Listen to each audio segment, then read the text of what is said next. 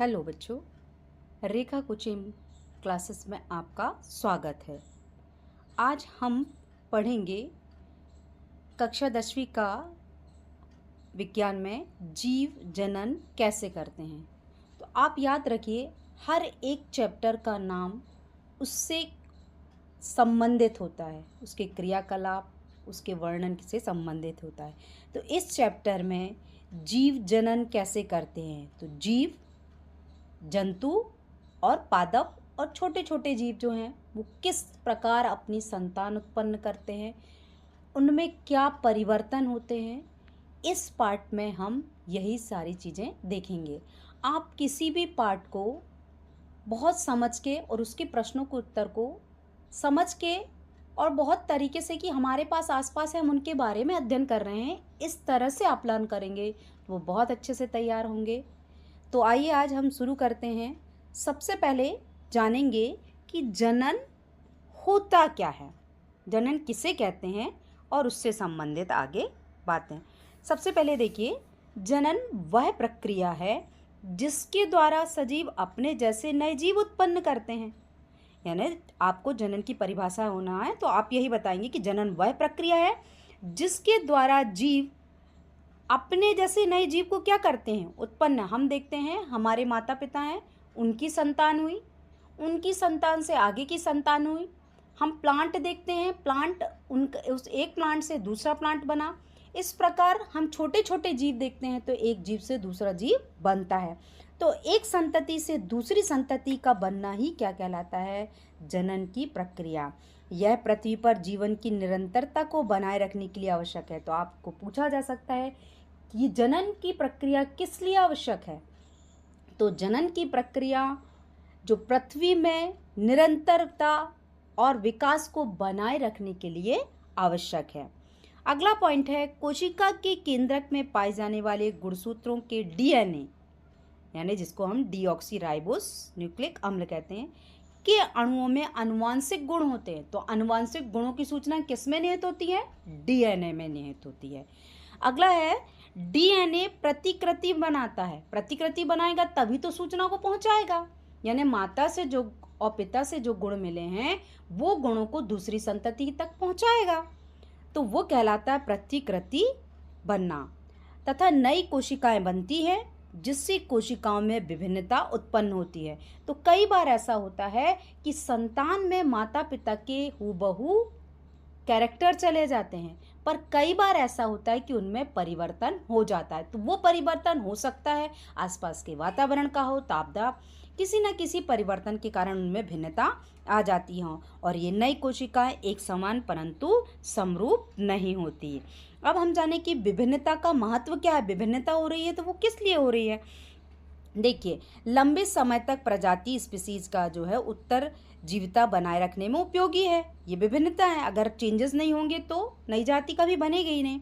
दूसरा ये जैसा विकास का आधार होता है, मतलब जैसा जो विकास होगा उसका आधार। अब हम जानेंगे प्रजनन के प्रकार, वेरी इंपॉर्टेंट। सबसे पहला क्वेश्चन जो यही है कि प्रजनन के प्रकार क्या। अभी अपन ने जनन पढ़ा, अब अपन उसी जनन के प्रकार। प्रजनन और जनन दोनों एक ही चीज है, आप कभी भी उससे कंफ्यूज मत होना। तो प्रजनन के दो प्रकार होते हैं, एक होता है अलैंगिक प्रजनन और दूसरा होता है लैंगिक प्रजनन। हमेशा याद रखना, अलैंगिक प्रजनन जो होता है वो पुष्पों से संबंधित है। तो हम आगे जानेंगे कि अलैंगिक प्रजनन क्या है। देखिए, एकल जीव नए जीव उत्पन्न करता है, युग्मक का निर्माण नहीं होता। तो आपसे खालिस्तान में पूछा जा सकता है कि अलैंगिक जनन में युग्मक का निर्माण होता है या नहीं, टिक मार्क ऐसा, या फिर अलैंगिक जनन में किसका निर्माण नहीं होता, तो युग्मक का निर्माण नहीं होता। अगला पॉइंट है, नया जीव पैतृक जीव के समान समरूप होता है। मतलब एक आम का प्लांट है तो दूसरा आम का प्लांट होगा तो सिमिलर होगा, ऐसा नहीं हो जाएगा कि उसकी पत्ती में किसी चीज में परिवर्तन हो। अगला है, सतत गुणन के लिए यह एक बहुत ही उपयोगी माध्यम है। लास्ट पॉइंट है, यह निम्न वर्ग के जीवों में अधिक पाया जाता है। यानी अलैंगिक प्रजनन की जो प्रक्रिया है वो निम्न वर्ग के जीवों और प्लांटों में ही पाई जाती है। अब अगला है लैंगिक प्रजनन। तो लैंगिक प्रजनन में क्या कैरेक्टर पाए जाते हैं? इसमें दो एकल जीव जिसमें नर और मादा दोनों मिलकर क्या करती हैं? एक नया जीव उत्पन्न करती हैं। अब नर युग्मक व मादा युग्मक बनते हैं, तो हमेशा याद रखना नर और मादा दोनों से मिला, इसलिए नर युग्मक और मादा युग्मक। अगला है, नया जीव आनुवांशिक रूप से पैतृक जीवों के समान होता है परंतु समरूप नहीं। मतलब पैतृक नहीं मतलब हाथ पैर नाक मुंह सारी संरचना लगभग जो है वो तो समान होगी परंतु समरूप नहीं, यानी किसी के पेरेंट्स के जो फेस में है कुछ चेंजेस है तो उसकी जो संतति होगी हूबहू नहीं, थोड़ा परिवर्तन भी हो सकता है। अगला है, प्रजाति में विभिन्नता उत्पन्न करने में सहायक होता है, उच्च वर्ग के जीवों में पाया जाता है। तो आपसे पूछा जा सकता है कि यह प्रजनन किस जीवों में पाया जाता है? तो उच्च वर्गों के जीवों। आइए अब हम जानेंगे कि अलैंगिक प्रजनन जो होता है उसकी विधियां कौन सी होती हैं। तो अलैंगिक प्रजनन की ये विधियां वेरी इंपॉर्टेंट है जो एग्जाम में पूछी जाती हैं। देखिए, पहला है विखंडन। विखंडन का अर्थ क्या होता है? इस प्रक्रम में एक कोशिका दो या दो से अधिक कोशिकाओं में क्या हो जा रही है? विभाजित हो जा रही है।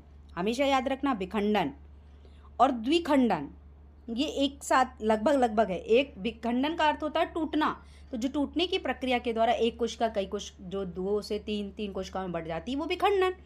तो इसमें अलग अलग प्रकार भी हो जाता है। जैसे पहला है द्विखंडन। पूछा जाता है पेपर में कि द्विखंडन किस में पाया जाता है?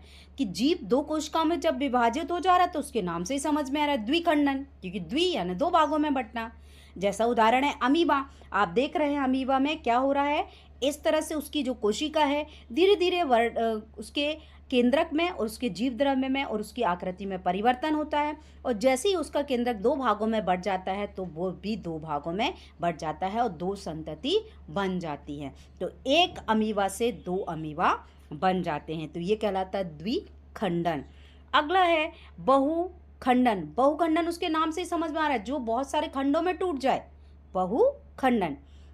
जीव बहुत सारी कोशिकाओं में जब विभाजित हो जाता है तो वो कहलाता है बहुखंडन। तो इसका एग्जाम्पल है आपका प्लाज्मोडियम, वेरी इंपॉर्टेंट। अगला है खंडन। आप ध्यान रखिए, खंडन अलग अलग। अब आ गया है, इस प्रजनन की विधि में सरल संरचना वाले बहुकोषीय जीव, याद रखना बहुकोशिकीय जीव की बात कर रहे हैं, विकसित होकर छोटे छोटे टुकड़ों में क्या हो जा रहा है? खंडित हो जा रहे हैं, और ये टुकड़े वृद्धि कर क्या कर रहे हैं? एक नए जीव को विकसित करते हैं, जो वेरी इंपॉर्टेंट है स्पायरोगायरा। ये स्पायरोगायरा तालाब में पाया जाता है। स्पायरोगायरा में आप देखिए कि ये फीते के समान अंदर संरचना पाई जाती है जो करली है, और जैसे ही इस फीते के समान संरचना है इसमें अलग अलग जैसे ही संरचना टूट जाती है और नया स्पायरोगायरा बन जाता है, तो ये कहलाता है खंडन। अगला वेरी इंपॉर्टेंट है, आता है पुनरोद्भवन या पुनर्जनन क्या कहलाता है? तो पुनर्जनन इस प्रक्रम में किसी कारणवश जब कोई जीव है कुछ टुकड़ों में टूट जाता है तो प्रत्येक टुकड़ा नए जीव में विकसित हो जाता है। याद रखना, कोई ये जादू नहीं है कि टूटा टुकड़ा और नया जीव बन गया, ये याद रखिए बिल्कुल फैक्ट है।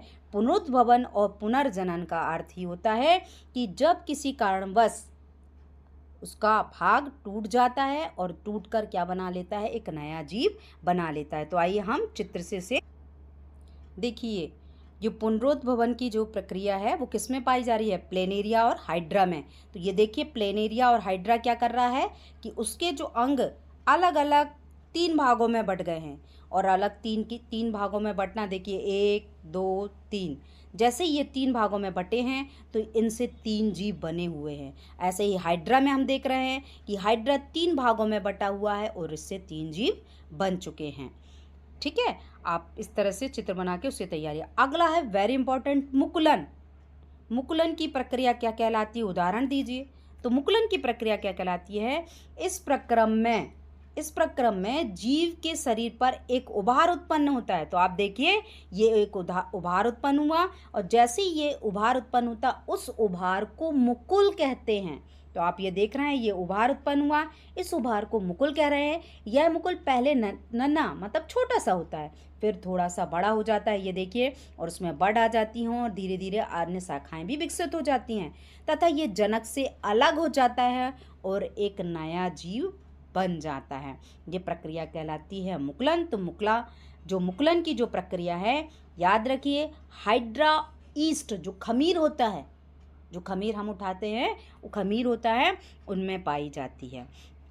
अगला है बीजाणु समासंग। बीजाणु समासंग का मतलब है बीजों के द्वारा नई संतति का बनना।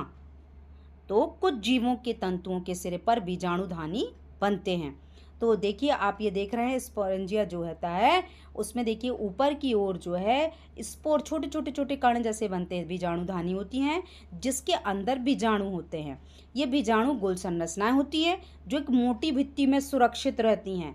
ठीक है, वो क्योंकि भित्ति क्या है, उसकी सुरक्षा नहीं करेंगे तो बीज बाहर गिर जाएंगे और क्या है, वो नष्ट हो जाएंगे। तो जब वो पूरे परिपक्व हो जाएंगे तब तक उस भित्ति से क्या होते हैं, ढके हुए रक्षित रहते हैं।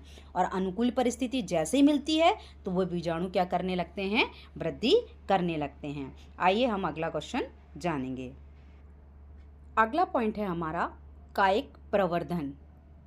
उसके नाम से ही समझ में आ रहा, आप याद रखिए, कायिक यानी काया, प्रवर्धन यानी डेवलपमेंट, यानी जब काया से डेवलपमेंट हो तो कुछ पौधे, नए पौधे का निर्माण उसके कायिक भाग जैसे जड़, तना, पत्ती, यानी जड़ को यदि रोपित कर दिया जाए तो भी नया प्लांट बन जाए, पत्ती को कर दिया जाए तो भी नया, और तना होता हो तो भी नया। तो ये कहलाता है कायिक प्रवर्धन। तो आप उसकी परिभाषा कि जब पौधे के भाग से, जड़, तने, पत्तियों से एक नया पौधा बन जाता है तो इस प्रक्रिया को बोलते हैं कायिक प्रवर्धन। अब कायिक प्रवर्धन में देखिए क्या विधियां होती हैं। पहला होता है प्राकृतिक और एक होता है कृत्रिम। प्राकृतिक का मतलब प्रकृति में अपने आप जड़, तना, पत्तियां हैं वो अपने आप चेंजेस हो जाए और उनसे पौधा बन जाए। पर कृत्रिम का मतलब है कि मानव के द्वारा ये प्रक्रिया कराई जाए और एक अच्छी अच्छी किस्म के प्लांट बनाए जाते हैं जो आज मार्केट में बहुत सारे डिफरेंट टाइप में देखने के लिए मिल रहे हैं। वो क्या कहलाती है, कृत्रिम विधि। तो देखिए, प्राकृतिक में जड़ द्वारा जो डहेलिया और शकरकंदी, तने द्वारा कौन सा होता है, आलू और अदरक में, और पत्ती द्वारा जो होता है वो होती है ब्रायोफिल्लम की पत्तियाँ।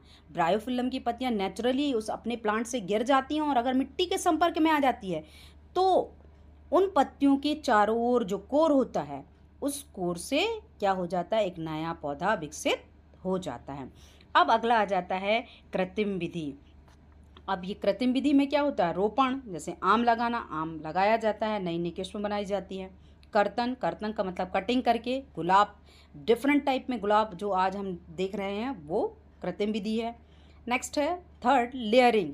जो चमेली का प्लांट है वो लेयर लगा दिया जाता है, उसकी जो शाखा है उस शाखा को दबा दिया जाता है मिट्टी में और एक नया प्लांट तैयार हो जाता है। अब आ जाता है सबसे इम्पॉर्टेंट क्वेश्चन जो 2 मार्क्स में पूछा जाता है, ऊतक संवर्धन क्या है, ऊतक संवर्धन किसे कहते हैं। तो इस विधि में शाखा के सिरों से कोशिकाएं लेकर उन्हें पोषक माध्यम में रखा जाता है। मैं इसका चित्र भी आपको बताऊंगी। इसमें क्या होता है, जैसे ही हमने कोई भी पदार्थ है उसका मान लो हमें संवर्धन करना है तो हम क्या करते हैं कि उसके सिरे की कोशिकाएं लेकर एक पोषक युक्त माध्यम में रख देते हैं, और जैसे ही पोषक युक्त माध्यम में रख दिया जाता है तो ये कोशिकाएं गुणन करके क्या हो जाती, गुच्छे जैसा बना लेती हैं, और ये गोल गोल गुच्छा जो होता है वो कैलस कहलाता है। अभी डेवलप नहीं हुआ है, अभी ये कैलस कहला रहा है। अब ये कैलस में परिवर्तन हो जाने लगता है और फिर कैलस को हार्मोन माध्यम में रख दिया जाता है। देखिए, ऊपर हमने पोषक माध्यम में रखा, अब हमने हार्मोन माध्यम में रख दिया। अब जैसे ही हार्मोन माध्यम में रख दिया जाएगा तो ये इसमें से जो कोशिकाएं हैं वो विभेदित हो जाएंगी और विभेदित होकर नए पौधे का क्या हो जाएगा, निर्माण हो जाए। जैसे ही उस नए पौधे का निर्माण होता है तो वो प्रक्रिया कहलाती है ऊतक संवर्धन, और फिर इसे मिट्टी में क्या कर देते हैं, रोपित कर देते हैं। तो आपसे पूछा जा सकता है कि ऊतक संवर्धन के द्वारा कौन कौन से पौधे, तो आपको याद रखना है आर्किक और सजावटी पौधे, ये जो पौधे होते हैं इन्हें ऊतक संवर्धन के माध्यम से ही उगाया जाता है।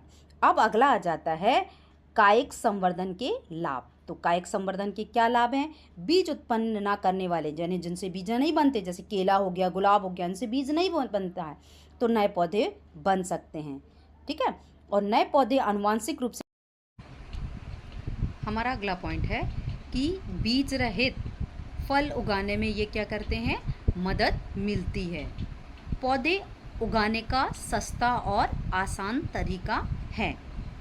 अगला है लैंगिक प्रजनन क्या होता है। तो लैंगिक प्रजनन क्या है, लैंगिक प्रजनन नर व मादा युग्मक के मिलने से होता है। अभी अपन ने पहले ही देखा था। अब अगला है नर व मादा युग्मक के मिलने के प्रक्रम को क्या कहते हैं, निषेचन कहते हैं। ये शॉर्ट में है बेटा। संतति में क्या उत्पन्न होती है, विविधता उत्पन्न होती है। अब पुष्पी पौधों में लैंगिक जनन जो है वो कितने प्रकार का होता है, हम ये जानेंगे। तो फूल पौधे का मुख्य जनन अंग होता है।